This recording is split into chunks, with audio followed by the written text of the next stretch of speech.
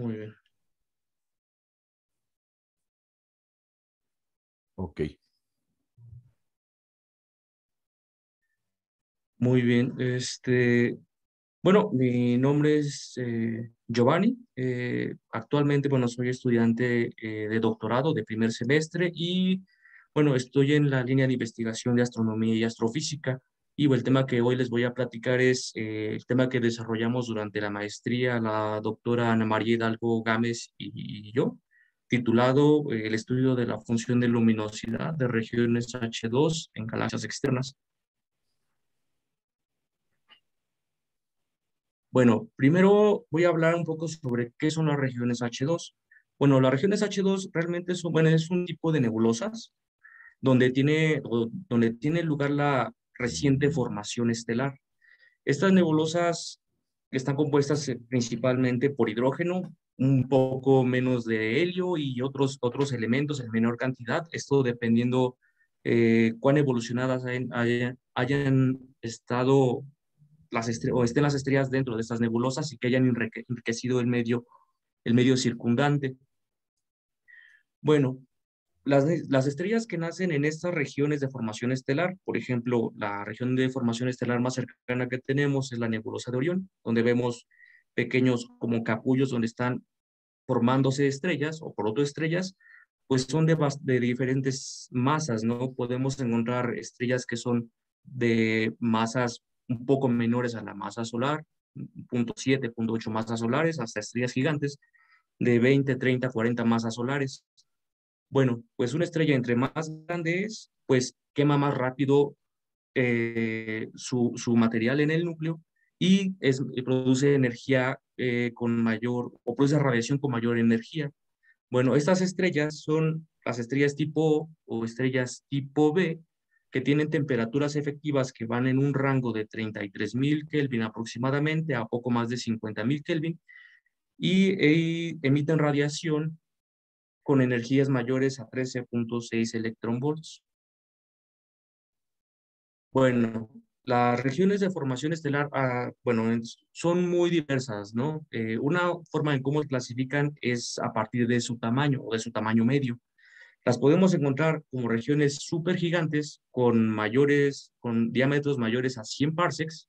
Un parsec es 3 por 10 a la 16 en metros, como lo es la nebulosa de 30 Doradus, que la podemos ver aquí a la derecha, que se encuentra en la Gran Nube de Magallanes, o regiones clásicas, más o menos alrededor de unos 10 parsecs, que sería más o menos como la nebulosa de Orión en nuestra galaxia, o regiones H2 gigantes alrededor de 100 parsecs, que podría ser como la nebulosa de Carina, también en nuestra Vía Láctea, y hay otras regiones aún mucho más compactas, con diámetros menores a 0.5 a 0, y son bastante densas.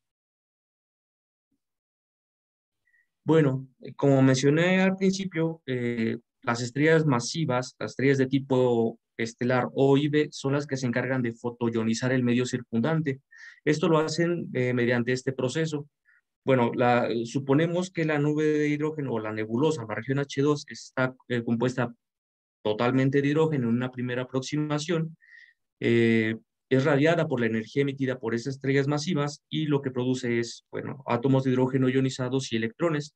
Estos rápidamente se recombinan y producen lo que son átomos excitados, átomos de hidrógeno excitados y radiación. Y es precisamente cuando eh, pasa del estado excitado al estado base el átomo de hidrógeno que se emite radiación. Este tipo de radiación pertenece a las líneas de la serie de Balmer. La línea más intensa de la serie de Balmer que se detectan en regiones de formación estelar es precisamente la línea de H alfa. A la izquierda podemos ver bueno, este es un espectro de emisión de la nebulosa, bueno, de la parte interna de la nebulosa de Orión, donde podemos ver la, la línea de emisión de H alfa un poquito como muy pegada a la línea prohibida de nitrógeno 2, también muy intensa la línea prohibida de oxígeno 3, y a la derecha vemos la nebulosa de Carina, donde notamos que la línea de emisión más prominente es precisamente la de H alfa. Y es precisamente en esta línea donde se observan estas regiones de formación estelar. Bueno, como mencioné igual al principio, las regiones de formación estelar pueden ser galácticas o extragalácticas. Bueno, nuestro estudio se basa en aquellas regiones de formación estelar extragalácticas y nosotros tomamos una muestra de galaxias, aquellas que pues sí tienen formación estelar, ¿no? Este es el diagrama de diapasón de Hubble que, grosso modo, clasifica las galaxias morfológicamente. Tenemos galaxias elípticas. Estas galaxias elípticas prácticamente no tienen muy poco gas y no están formando estrellas, a diferencia de las galaxias que son espirales y irregulares. Bueno, aquí no aparecen las irregulares. Y bueno, principalmente nosotros tomamos muestras de aquellas galaxias que iban desde las espirales SA, llamadas tipo tempranas, hasta las espirales SM. Bueno, aquí no aparecen. Aquí este es otro tipo de clasificación llamado el volumen de clasificación de Baculers, donde tenemos galaxias tipo SM y M, que son tipo magallánicas, y todas estas galaxias tienen regiones de formación estelar, unas más intensas que otras. Bueno, también tomamos una muestra de galaxias con diferentes características. Las galaxias las podemos encontrar no solamente desde tipos tempranos a tipos tardíos, sino también aquellas que incluyen barras, por ejemplo, esta galaxia, o aquellas que incluyen alguna variedad de anillos, como esta otra galaxia.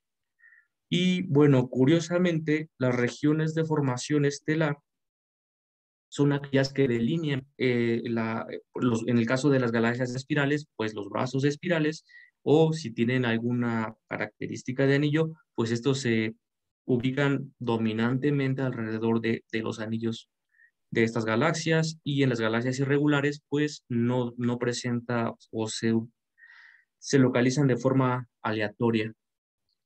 También podemos encontrar, por ejemplo, en este caso de la galaxia M51, que, bueno, en realidad no es una galaxia, sino más bien son dos galaxias que están interactuando y por efectos de marea se tiene brotes de formación estelar, como podemos ver en estas manchas que están aquí. Precisamente estas manchitas negras son las regiones H2 que se pueden observar. Las podemos encontrar también, aunque en una menor proporción, localizadas en los enterrazos de las galaxias espirales. Bueno, ¿qué es la función de luminosidad? La función de luminosidad más bien es una distribución de entre las luminosidades de las regiones de formación estelar o de una muestra de objetos en un cierto intervalo de luminosidad. La forma matemática de esta función de luminosidad es esta, donde dn es el número de objetos con luminosidades en este intervalo de luminosidad. O de los primeros estudios que se realizaron los hizo Kennicat, que están publicados en su artículo de 1989, y al construir estos histogramas o estas distribuciones de la luminosidad de regiones de formación estelar presentes en galaxias, encuentra empíricamente que ésta se ajusta a una ley de potencias de esta forma, donde alfa precisamente es un parámetro característico de cada una de las galaxias o de los diferentes tipos morfológicos de las galaxias. Bueno, grosso modo lo que se hace es, se obtiene una imagen en H alfa como las que mostré anteriormente, donde las manchitas negras eran las regiones de formación estelar.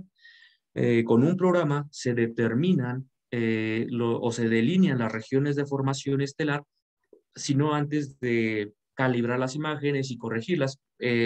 Todas las galaxias tienen presencia de polvo, por lo tanto se tiene que hacer una corrección debido a la absorción del polvo emitido por estas regiones de formación estelar. Entonces, una vez corregido, haciendo estas correcciones y la calibración de la imagen, se delimitan las regiones de formación estelar y se obtiene el flujo para cada una de estas regiones. Ahora, dado que se conoce o se calcula la distancia a la que se encuentra cada una de las galaxias de nuestra muestra, lo que se obtiene es el flujo emitido para cada una de ellas. Bueno, una vez teniendo lo que es los valores de luminosidades de cada una de las regiones de formación estelar, se procede a construir la función de luminosidad, que, bueno, como mencioné anteriormente, realmente no es sino otra cosa que un histograma. Bueno, y posteriormente se realiza un ajuste sobre el llamado, bueno, a lo que le llamamos el límite de completitud. Hay regiones o hay galaxias que se encuentran muy lejos y las regiones de formación estelar no se pueden distinguir unas de otras. Esto tiene que ver también con las capacidades observacionales del telescopio.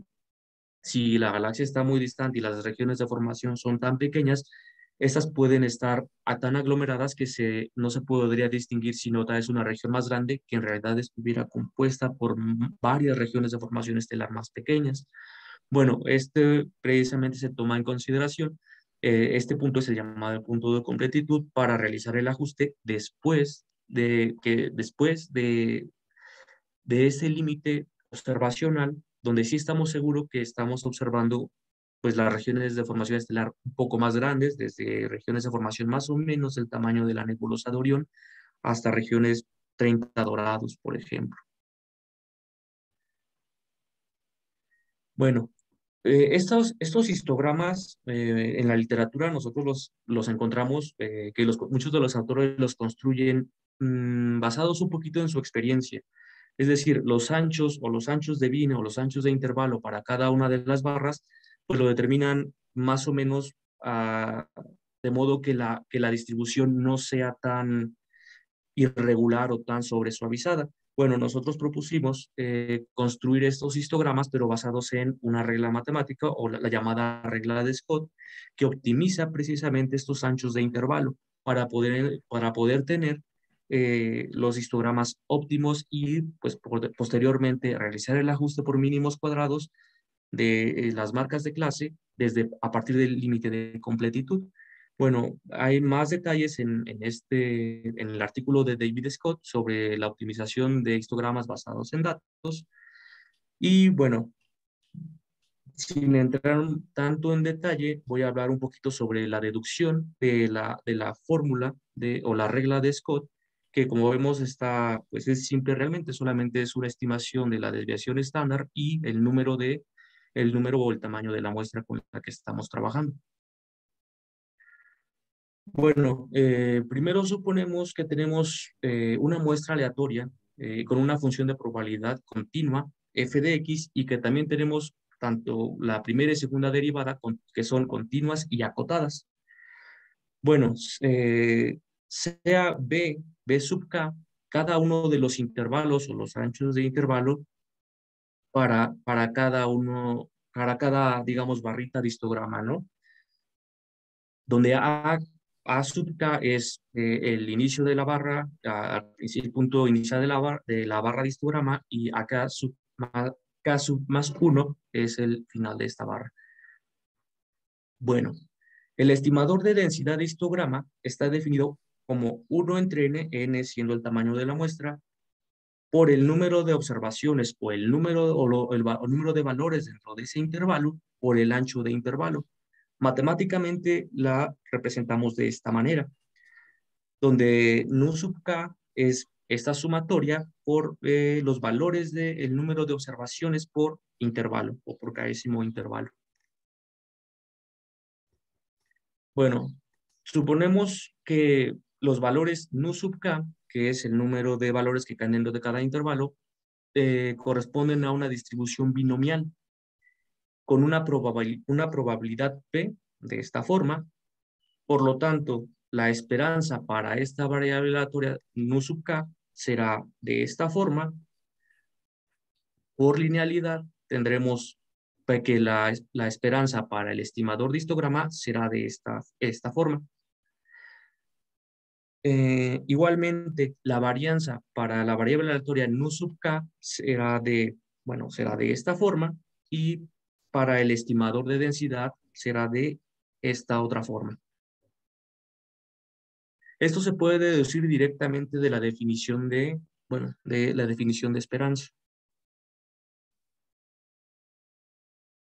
Bueno, y el bias o sesgo, es decir, cuán asimétrica es la distribución, está dada por la diferencia entre la esperanza del estimador menos la función de densidad real.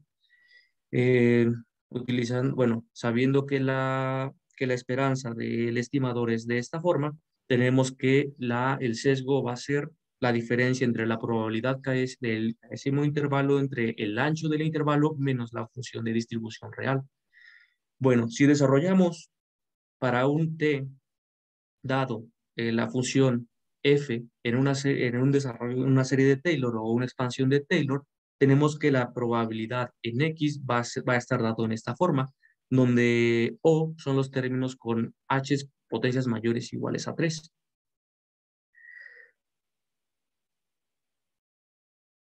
Bueno, si sustituimos este valor de la probabilidad en los valores obtenidos, en las ecuaciones obtenidas para la varianza y para el sesgo o para el bias, obtenemos que tanto la varianza como el bias están dados de esta forma, donde el término dominante, bueno, bueno, para la varianza es la función de densidad real entre n veces el ancho del intervalo más términos que van 1 en n.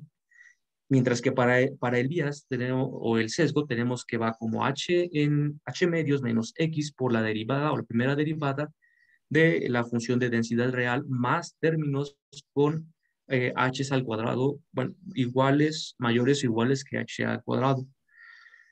Bueno, aquí ya no lo muestro, pero Scott en esta deducción demuestra que estos términos precisamente son cada vez más pequeños mientras n es más grande. Bueno, por definición, el error cuadrático medio integrado de un estimador f de x está dado de esta forma. Igual, nuevamente, de la definición de esperanza, podemos deducir que el error cuadrático medio está dado en términos del cuadrado del sesgo más la varianza. Sustituyendo las ecuaciones 10 y 11 en el error cuadrático medio integrado, llegamos a que tiene esta forma. Nuevamente, está dominado, los términos principales son el primero y segundo, mientras que los segundos son términos que decaen muy rápido. Bueno, y el error cuadrático medio integrado, que es sino una estimación global del error del histograma entre la diferencia del estimador y la función de densidad real, pues es la integral en todo el intervalo del histograma del error cuadrático medio integrado, del error cuadrático medio.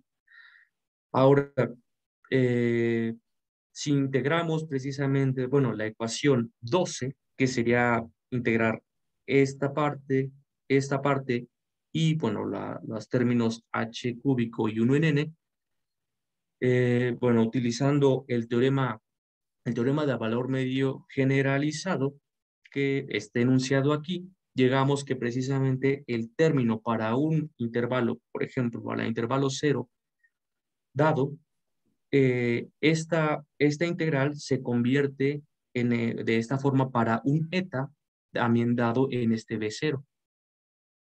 Si esto lo hacemos para cada uno de los intervalos, llegamos a esta ecuación, a la ecuación número 15, donde tenemos una suma riemanniana. Por lo tanto, podemos expresar esta parte del error cuadrático integrado de esta forma. Bueno, entonces la forma que tomaría el error cuadrático medio integrado estaría dado de esta forma. Un término que va 1 en nh por h al cuadrado entre 12 por la integral del cuadrado de la primera derivada de x más términos que van en 1 en n más h al cubo. Aquí, bueno, cabe mencionar que la varianza, cuando nosotros hacemos tender precisamente h, cuando va a 0, la varianza pues tiene infinito. Mientras que para valores de h grandes, el bias, bueno, tiene infinito, ¿no? Y al contrario, para valores pequeños de h, el bias tiende a 0, mientras que la varianza tiene infinito. Entonces, para conciliar o tener un balance tanto entre el sesgo y la varianza, lo que se hace es calcular el error cuadrático medio integrado asintótico de de estos dos términos principales. Si minimizamos el llamado error cuadrático medio integrado asintótico, que serían estos dos términos, llegamos a que el ancho de intervalo que equilibra sí que equilibra el sesgo y la varianza está dado de esta forma, que depende únicamente, bueno, sí depende de la función de distribución real y del número de datos.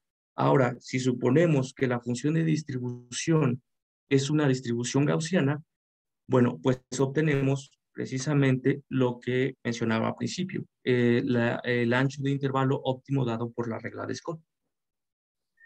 Pero bueno, otra vez suponemos que estamos trabajando con datos gaussianos. Sin embargo, como mostré en el ejemplo de la función de luminosidad, pues no es una distribución gaussiana, sino más bien asimétrica. Bueno, entonces para esto lo que se hace es aplicar un factor de corrección. Bueno, al igual, un Oye, tratamiento hay similar una pregunta que te quiero hacer. ¿Qué es n desde el principio? Es el número es el tamaño de la muestra. de la muestra. Ok. Sí. Bueno, entonces, bueno, para corregir precisamente Decías puras, el número de muestras, ¿no? n es el número de datos, Ah, de datos, por eso. Ok, el sale, número de datos en una muestra. sale. Ok. Ok. Bueno, entonces para corregir por asimetría las distribuciones que pertenecen o que corresponden a las funciones de luminosidad, lo que se hace es aplicar un factor de asimetría. Se hace un procedimiento similar, pero en lugar de tomar aquí una función de densidad gaussiana, se toma una función de densidad log normal y se toma el cociente, llegando a esta ecuación que es el factor de asimetría que está parametrizado por beta, que beta está en términos a su vez de sigma. Bueno, y aquí tenemos la gráfica parametrizada del factor de asimetría. Vemos que entre mayor es el coeficiente de asimetría, mayor es el factor de corrección. Si tenemos un coeficiente de asimetría igual a cero, pues la distribución prácticamente es asimétrica y no tenemos factor de asimetría. Mientras este va creciendo, se tiene un mayor valor de corrección por factor de asimetría. Esto hace que el ancho de intervalo se haga más estrecho, dado por la regla normal de Scott. Bueno, ya entrando un poquito igual a lo que fue el trabajo ya propio de la función de luminosidad, pues nosotros trabajamos con una muestra de 75 galaxias de diferentes tipos morfológicos, que van desde tipo tempranos a tipo tardíos, que estaban no tan inclinadas, tenían una inclinación promedio de 44 grados y a una distancia de alrededor de 15 megaparsecs. Bueno, construimos las funciones de luminosidad en un plano log-log para poder tener este ajuste precisamente a una recta hasta el límite de completitud. Aquí muestro un ejemplo de cada una de las funciones de luminosidad para, bueno, NGC 4725, que es una galaxia tipo temprana, NGC 4321, que es una galaxia tipo intermedia, y NGC, bueno, IC 2574, que es una galaxia irregular. Bueno, también alguna característica que presentan algunas funciones de luminosidad es de que no solamente se ajustan a una sola ley de potencias, sino se ajustan a una doble ley de potencias, como es el caso de esta galaxia, NGC 3359. Y pues se procede a hacer precisamente esto, ¿no? Un doble ajuste a una ley de potencias, teniendo una pendiente mayor para la región de alta luminosidad y una pendiente menor para la región de alta luminosidad. Bueno, precisamente esta característica está relacionada con las propiedades físicas de las regiones de formación estelar. Es decir, son regiones de formación estelar que pudieran estar a lo que le llamamos limitadas por densidad, es decir, que sean muy densas, que la radiación producida por las estrellas masivas sea absorbida, o que estén muy diluidas, que la radiación procedente de las estrellas tipo OB sí pueda salir de la región de formación estelar. Bueno, y aquí había una disyuntiva entre que si esta era una característica física o si era precisamente por la forma en cómo se construían las funciones de luminosidad. Pues bueno, nosotros optimizamos las funciones de luminosidad y vemos que precisamente esta característica se sigue manteniendo. Bueno, nosotros para la muestra de las 75 galaxias obtuvimos un valor promedio de 1.81 para el valor de la pendiente de toda la muestra. Y esto está en concordancia con lo obtenido por Kennicat en su artículo de 1989, teniendo un valor de 2 con un error de más o menos 0.5. Lo que es extraño es de que, a diferencia, él, bueno, estudió solamente galaxias tempranas, intermedias y tardías, pero él obtiene valores medios para galaxias tempranas superiores a 2 hasta 2.5. Nosotros tenemos valores menores a 2. Por lo tanto, bueno, es la única diferencia que nosotros encontramos y esto tiene que ver en una parte por la forma en cómo construimos las funciones de luminosidad y otras en que, bueno, Kenny aseveraba que las funciones de luminosidad o las regiones de formación estelar presentes en galaxias tempranas, no había estas regiones H2 gigantes o supergigantes. Nosotros encontramos que sí, que hay algunas galaxias tempranas que sí tienen estas regiones de formación estelares gigantes y supergigantes, que afecta precisamente al lado al extremo de alta luminosidad y al valor de la pendiente de la función de luminosidad. Por eso tenemos un valor menor. Los otros valores pues son prácticamente muy similares. Nosotros también investigamos aquellas funciones de luminosidad en galaxias que presentaban características de ya sea de algún anillo o alguna barra, dado que estas características están relacionadas con la formación estelar de la propia galaxia. Y pues no encontramos valores significativos. Eso querría decir que no hay una correlación, ¿no?, entre las estructuras con la población de las regiones de formación estelar de las diferentes galaxias. Bueno, eh, hicimos una comparación también entre el trabajo de Kennicat y el de nosotros para tres galaxias que contaban con el mayor número de regiones de formación estelar. Tomamos la galaxia M31, que es la galaxia de Andrómeda, y tiene, bueno, la línea amarilla, y observamos que en este caso particular, no presenta regiones de formación estelar muy luminosas.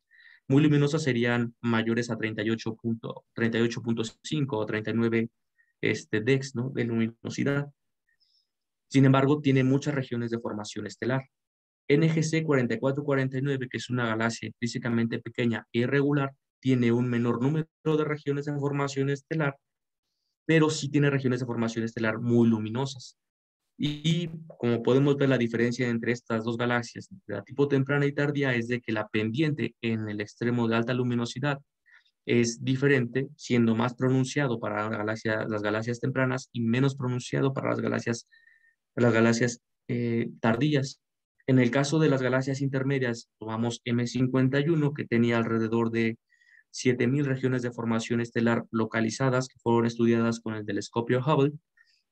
Notamos que pues sí tiene bastantes regiones de formación estelar y muy luminosas. Esto también influye directamente en el valor de la pendiente de la función de luminosidad. Este estudio es muy similar y los resultados son muy similares a los obtenidos por Kennicat, que se muestran en la gráfica de la derecha.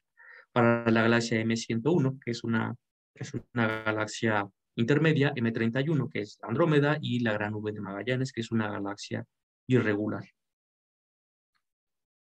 Oye, pero si regresas a lo que nos pusiste, tu escala va de 0 a 3 y aquí esta escala va de 0 a 100 y es logarítmica, ¿no? En cierta forma de la del dibujo de la otra persona, ¿no? No, Sí, no es le- logarítmica, nada más que, bueno, aquí es que lo pone en bases de 10 en realidad. sí, en base de 10, sí. Sí. Pero tú, la tuya es logarítmica, Es logarítmica, es log-log. ¿y por qué no la comparas igual? No te cuesta Sí, nada, ¿no? sí, bueno, sí, en realidad sí. ¿Ya lo hiciste? No. Nosotros, como este artículo, pues ya es como es del 79 y en los artículos actuales trabajan en el plano log-log, pues Sí, procedimos a hacerlo en el plano log-log todas las funciones de luminosidad. sí, pero pudiste haber también casi cambiado en plano log la otra, ¿no? Para compararlas, Sí, porque aquí no podemos, cuando tú dices que hay una similitud, no nos convences. ¿Me explico?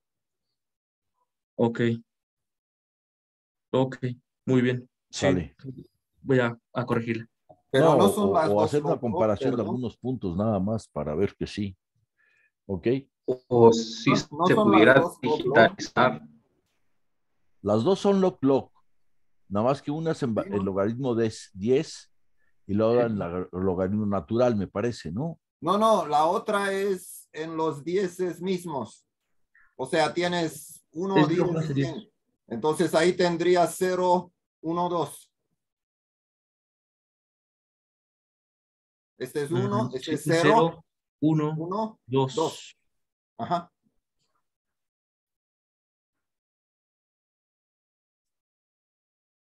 Sí, de hecho, sí, en la que construimos también es logaritmo base 10. Pero no le pusiste eso, le pusiste el logaritmo n.